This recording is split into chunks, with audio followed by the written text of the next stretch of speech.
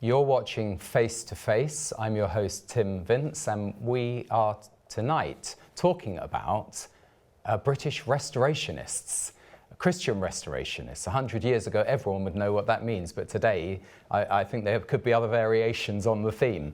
I'm delighted to be joined by Lord Reading, Simon Reading. Welcome to Face to Face. Well, it's a pleasure and an honour, thank you. Bless you, Simon. And, you know, we've met on occasions over the years. Only a few weeks ago, you received a prestigious award for being one of the top 50 influencers among the Israel supporters around the world, and you're involved in many projects. But tonight we're going to focus on what was happening 100 years ago, or a little bit more, which some of your forebears had a role in.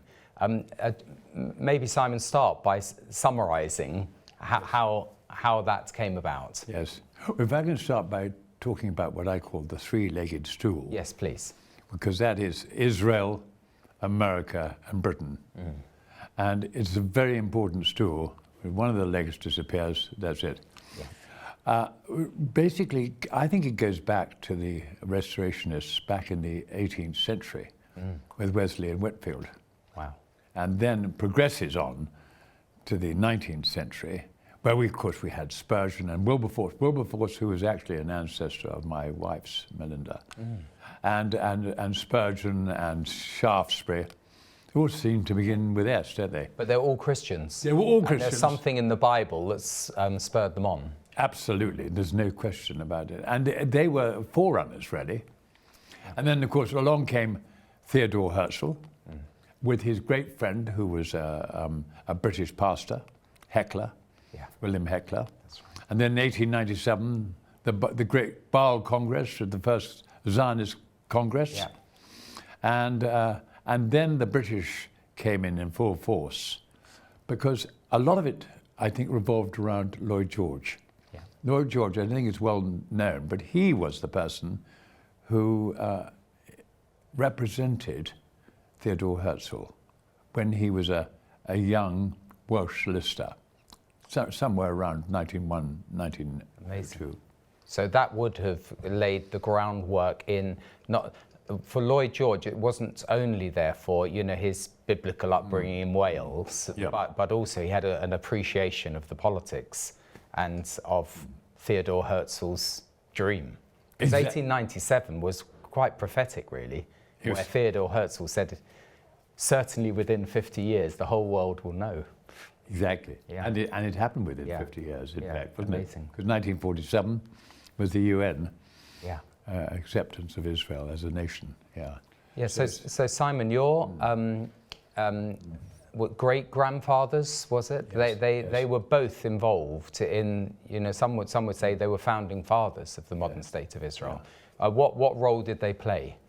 Well, they were both, of course, in Lloyd George's government, and Lloyd George became Prime Minister after Asquith, and essentially broke the mould in British politics, because he was a nonconformist. Yeah. And whereas the previous Prime Ministers had been pretty much aristocratic, with the exception of Disraeli. Yeah.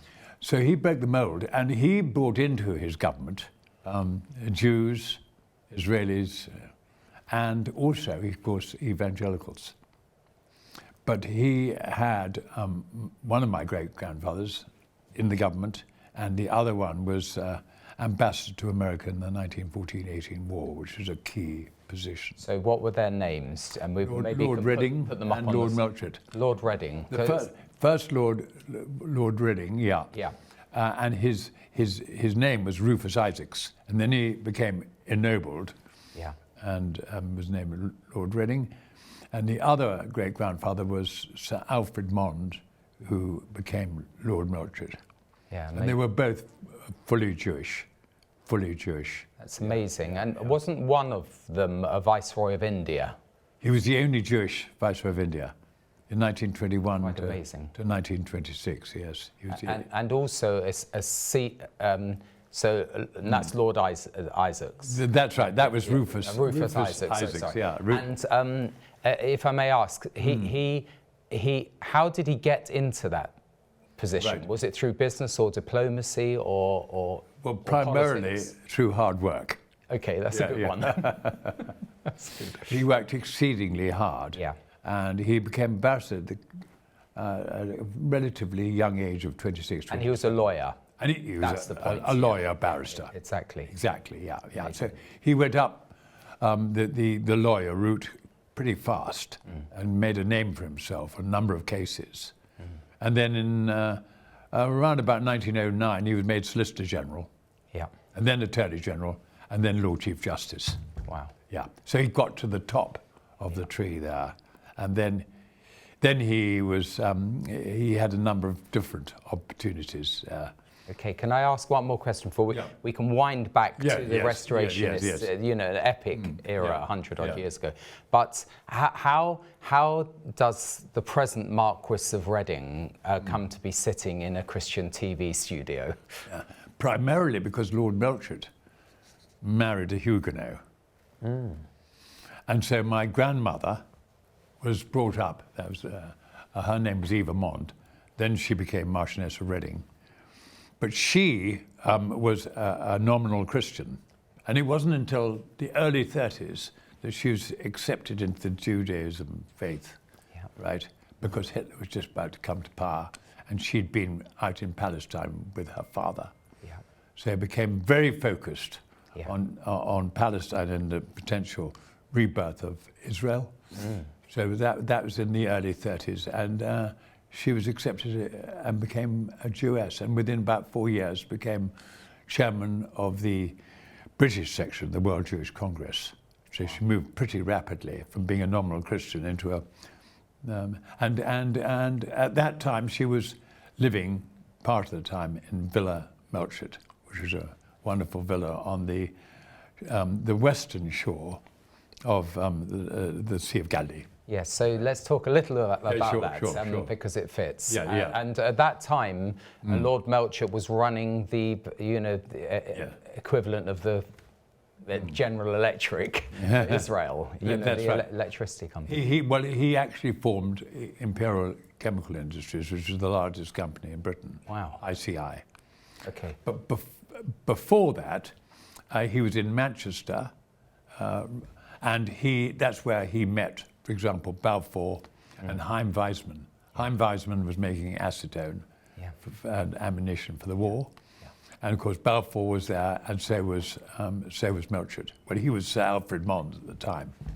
So it's amazing. I just think, well, the Lord watches over the way of the righteous, or the Psalm 121. He keeps your goings out. He who keeps Israel neither slumbers nor sleeps. It's as though there's this confluence of influences who came together at that time, from business, from law, from governments, to form the war cabinet of Lloyd George, and then that culminated in the Balfour Declaration. Exactly. And then also the timings, timing of the Battle of Beersheba, which happened at the same time as the British cabinet met to invite Balfour to write to Rothschild. Yeah, because if we hadn't prevailed at the Battle of Beersheba under General Allenby, then there would be nothing to talk about in terms extraordinary, of that carving up happened the land. on October the 31st. Yes. 1917, exactly the same day. Of course, it was, you could call it coincidence, but actually it was God instance, and the Lord made it happen. Yeah. Remarkable. And then, of course, as a result of that, there was the rebirth of Israel. And there's the British roots, really, on the rebirth. It is amazing. So you very kindly helped facilitate the 100th centenary anniversary of the Balfour Declaration, where we had about 3,000 Christians. We both did, didn't we? At the Albert Hall. At the Albert Hall, yes. But you very kindly made a representation to the Queen to request the use of the Queen's box. So we were able to invite some very interesting guests to see this, what was a Christian reenactment of the Restorationist story. Exactly right. And we had people like Roddy Balfour, the current Lord Balfour, was a descendant of the original. And I even managed, through my kids' school, to arrange for the ambassador to Norway,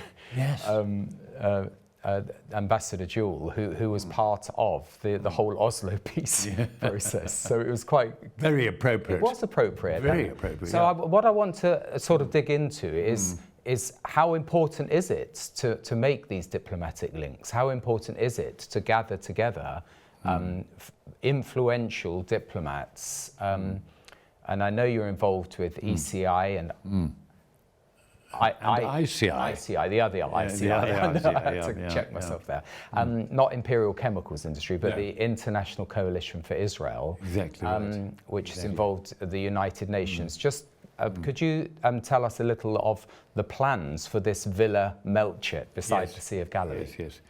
Well, what we're doing, ECI and ICI, ECI obviously in Brussels, ICI in New York with the United Nations. And what we're trying to do is increase the circle of friends among the nations who are supporting Israel.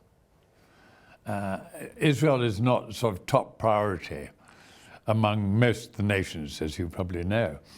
And we're at the moment, we've got about 42 nations as a kind of circle of friends for Israel. We want to expand that and encourage more diplomats and more ambassadors to recognize what Israel can offer. And also, we've got something called the culture of, the Forum of Cultural Diplomacy, which aligns a number of nations' cultures to the Jewish culture. And they are constantly surprised at how often this overlaps and the influence of Jewish culture on their culture. That's so interesting. And so because you have, as it were, the return of the exiles. So in one sense, the culture of the world has also descended on Israel. So there's an interaction. That's very interesting. Yes. So that's it. So the purpose really is to increase the circle of friends. Yeah. And of course, Villa Melchett can play an important part on this because it's an ideal place. It's a private villa on the west. I think it's the only private villa on the west shores of Galilee, looking east into the Syrian hills and the Golan Heights, across 7-8 miles of the sea. If I remember right, the gardens go down to the shore of the Sea of Galilee. That's exactly right. The English Garden. Amazing. Yeah, and the lawn itself goes right down. It was in 1918, the actual sea was about almost a quarter of a mile out. And now, because there's been a lot of rain, a lot of snow in the winters since, it's right up to the actual lawn itself. Wow. So you can almost throw yourself off the lawn straight into the Sea of Galilee. Yeah.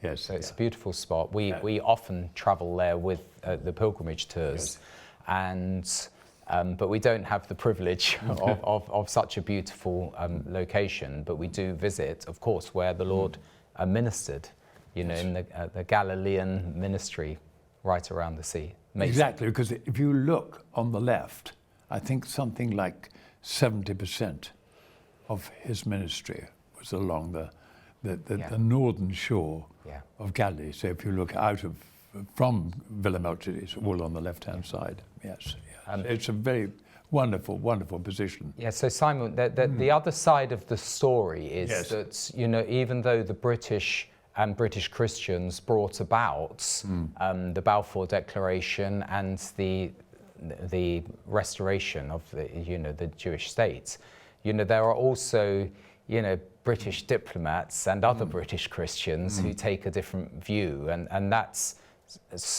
also a challenge. Yeah, that is a big challenge, and we started off so well in a way towards Israel with Lord Samuel as the High Commissioner, and then it all started going wrong in the late 30s. And we had the White Paper in 1939, which slapped a quota on the number of Jews who could enter Israel.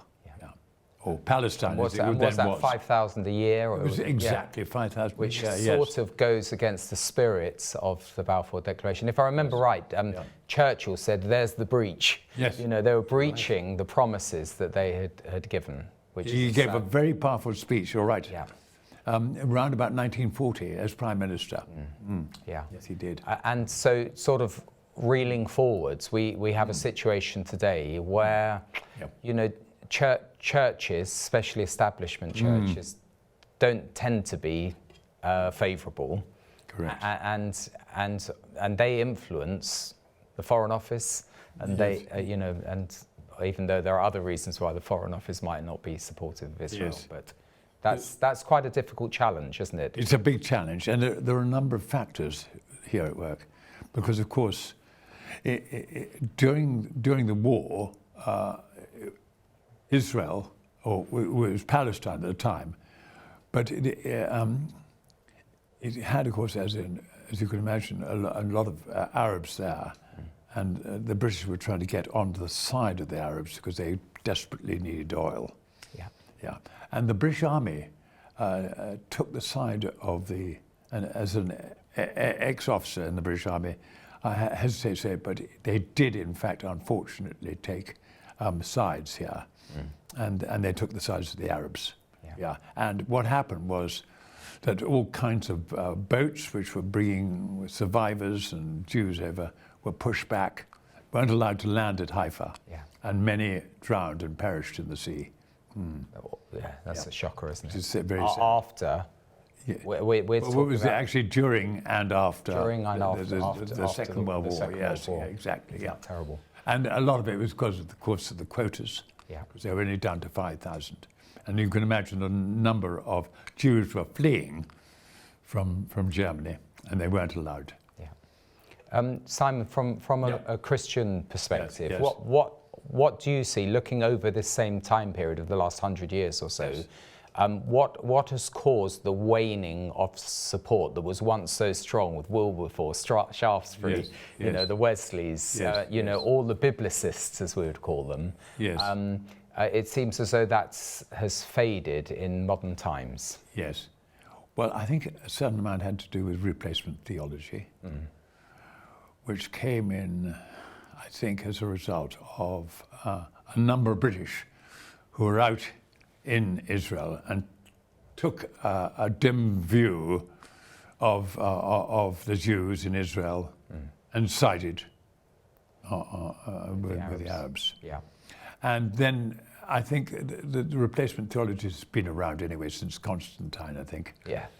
So it was always a kind of sleeping giant. But and T.E. Lawrence, so he had quite a lot of influence, and there's a kind of romanticism to, you know, the Arab world and wearing an Arab headdress and exactly. But then I suppose the nationalism grew with the growth of Zionism, Arab nationalism, and then eventually Palestinian nationalism grew. Exactly. Yeah. So they were all factors, really. Yeah. And it meant basically that Israel was, and the Jews in Israel were kind of marginalized in a way. Yeah. Now, you mentioned at the beginning the three-legged stool. Can we expand on that? Because it hasn't always been in place, has it? No, it hasn't. And, you know, after the war, we had the Suez crisis, and that seemed to trigger further decline in terms of support for Israel. Do you want to just talk a little about the Suez crisis? A little bit about that. Crisis. Well, I think we were talking about how British lost their way after the war. And then, of course, President Truman, he had a very strong contact with a friend of his who was Israeli. And he suddenly he began to recognize the importance of Israel and how America should be supporting them. And so he took over from FDR in 1945, and he went on until 1951. So from 45 to 51, or 52, I think it was, he was President of the United States. And of course, the rebirth of Israel happened in 48, May the 14th. We're just about to celebrate the 75th birthday. Yeah, amazing. So he was a very key person there. And from then on, I think we found the Americans became very supportive of Israel, almost took the mantle, if I can put it that way, off Britain and took it on themselves. Yeah. Yes.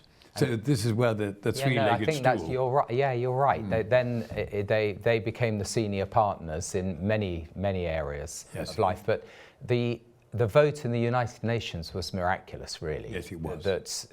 Because there was like an inbuilt opposition to supporting Israel as an independent state, and then that vote took place, and it came out in favour. That's right, in 47, November 47, and then of course the state was established in 1948 May. Yeah. So and then we had the Suez crisis when the British and the French wanted to retain control of the Suez Canal, and America had other commercial interests. So there was a division. The three-legged stool wasn't really working very well, and then Anthony Eden's government fell. Yeah. And then all of these terrible regimes came into the Middle East, and we're still living in the shadow of that now. Exactly. And then there was the 100-hour war. Yeah. Where Israel was only 8 years old. Yeah. And yet it captured Sinai and got the other side of the Suez Canal in 1956. Yeah. Yeah. Which, so, as it were, it took on the role which America and Britain should have done. But didn't. Yeah. Okay, so this is all part of the backcloth to meeting and engaging with diplomats around the world, and to bring them to Villa Melchett. That's right. To discuss where we go now. Exactly. So the ideal really is, for example, somebody like Erdogan, who is he's the Israeli ambassador to the UN. I don't know if you noticed, but no, I don't know. No. 10 days ago, he gave a magnificent mock CEDA, which was actually started off by ECI about 15 years ago, a mock CEDA in the United Nations with 70 ambassadors present. Wow. And he said, the interesting thing about Israel, it has really very little to do with the United Nations, the rebirth of Israel. Yeah. It has everything to do with God Almighty. And so he spoke about the divine, how can I put it? The divine start to Israel, the apple of his eye, and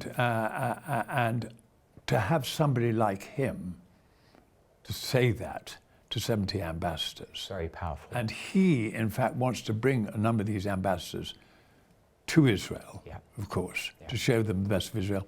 And during that tour, hopefully they'll be coming to Villa Melchett. Yeah. And I always felt with the tours that we do with Revelation TV that people have an opportunity to see Israel for themselves, rather than through the filter of the world's media.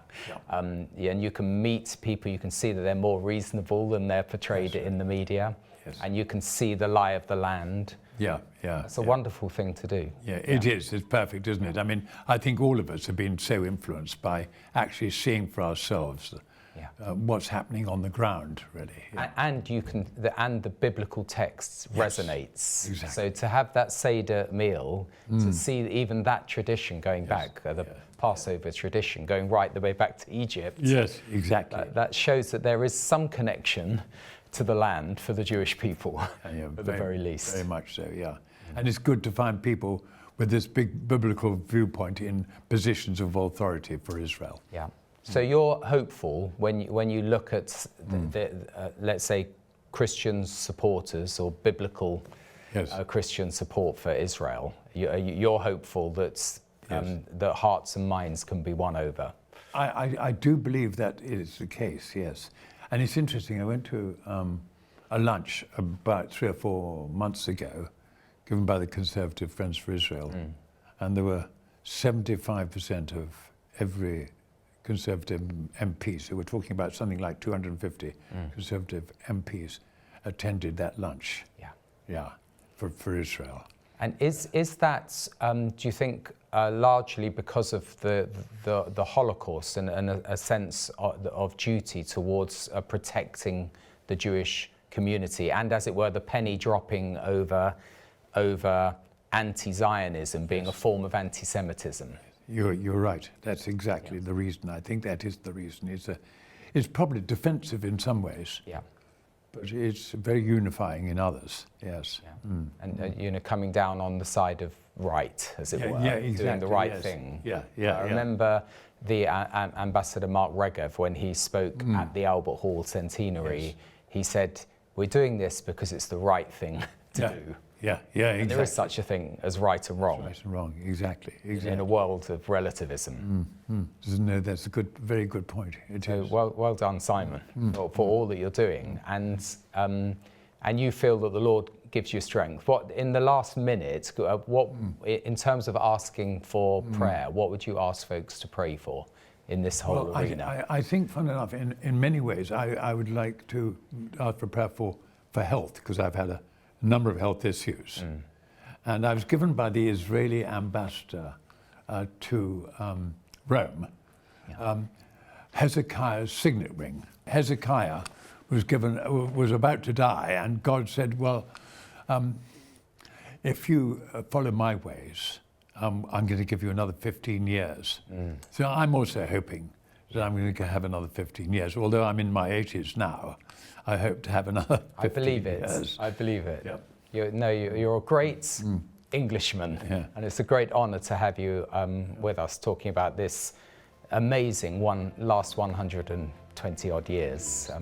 Thank you so much for joining us. Thanks very much indeed. And thank you to you for joining us for this short time. And all I can say is join us next time when we go face to face.